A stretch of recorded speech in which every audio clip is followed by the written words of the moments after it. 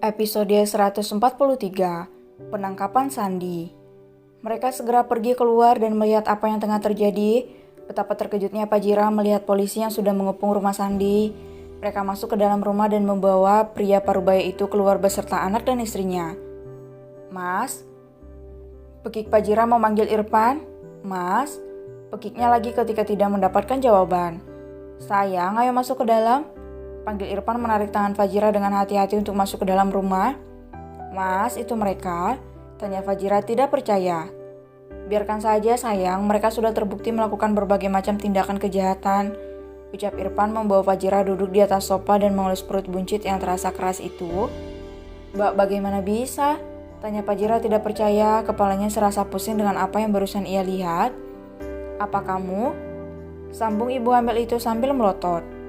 "Aku hanya mengungkap kebenaran sayang. Ketika aku mampu untuk mengungkapkan kejahatan, kenapa tidak? Daripada semakin banyak korban yang berjatuhan, semakin banyak masyarakat yang sengsara karena ulah mereka. Bukankah lebih baik seperti ini?" ucap Irfan menatap manik mata Fajira. "Maaf karena aku mau menjarakan paman kamu. Bagi aku kalau sudah salah siapa saja memang harus mempertanggungjawabkan kesalahannya sayang. Aku harap kamu paham," ucap Irfan lembut memberikan pengertian kepada Fajira. Ibu Nurma berkaca-kaca melihat perlakuan Irfan kepada Fajira. Ia bersyukur karena anaknya diperlakukan dengan baik oleh suaminya.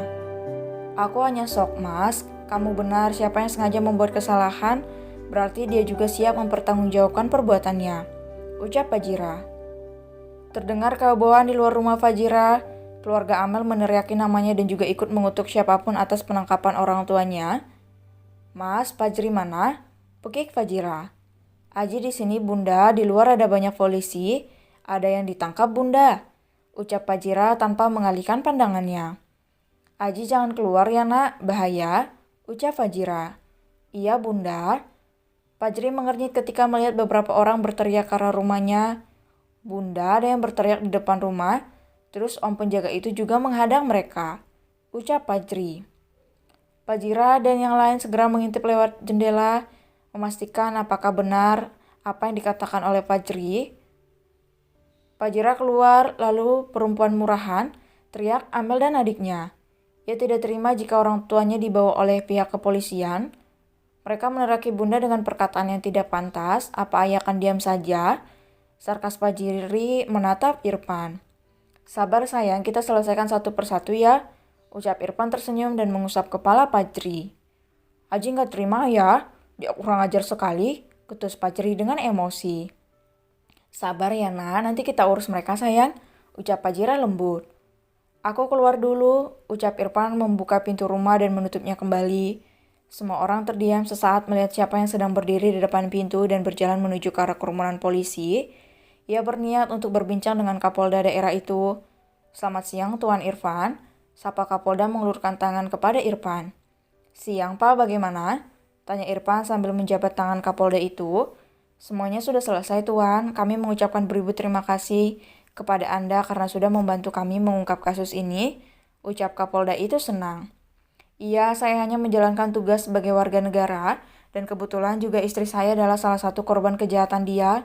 Tolong proses secepatnya dan hukum mereka seberat-beratnya. Saya akan menyediakan banyak pengacara untuk para korban. Semuanya saya serahkan kepada Anda," ucap Irfan tanpa ekspresi. Ia sengaja berkata seperti itu di depan Amel, agar perempuan itu sadar atas apa yang telah diperbuat oleh orang tua mereka. "Anda manusia biadab Tuan Irfan, terkutuklah kau. Fajira keluar kau," teriak Amar kembali. "Seharusnya saya juga melaporkan Anda atas tindakan penganiayaan kepada istri saya dengan bukti yang valid dan relevan. Tapi karena kamu masih muda, saya masih berbaik hati kepada kalian," ucap Irfan dingin dan kembali melangkah menuju rumah. "Keparat Anda Tuan Irfan," teriak Amel. Ceklek. Fajira keluar dengan wajah datar dan di belakangnya berdiri 3 ibu-ibu yang siap untuk membela Fajira. "Ada apa?"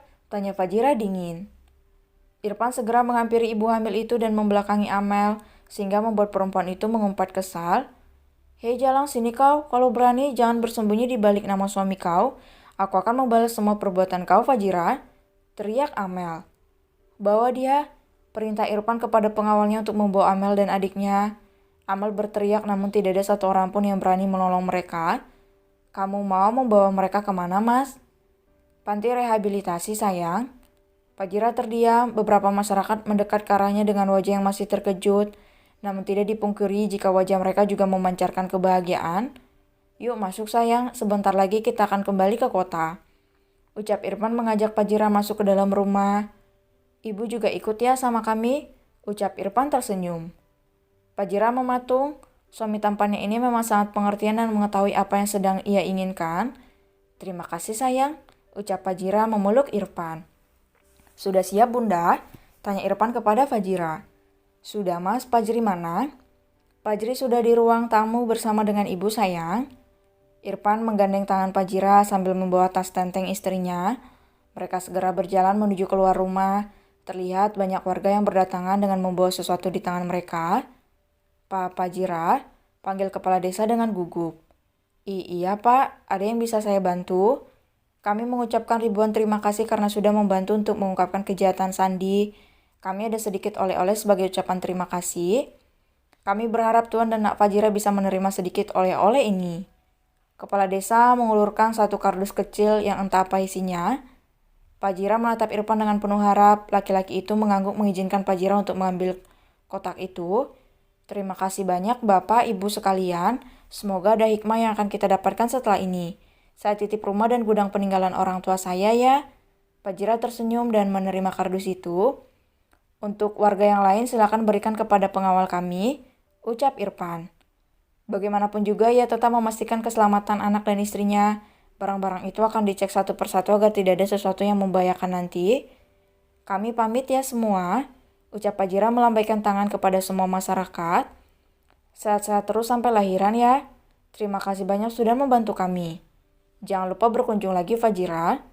Begitulah terdengar berbagai macam ucapan dan doa yang keluar dari mulut masyarakat di sana, hingga mobil berjalan meninggalkan kampung itu. Fajira merasa keputusannya untuk menerima Irfan kembali adalah pilihan yang tepat.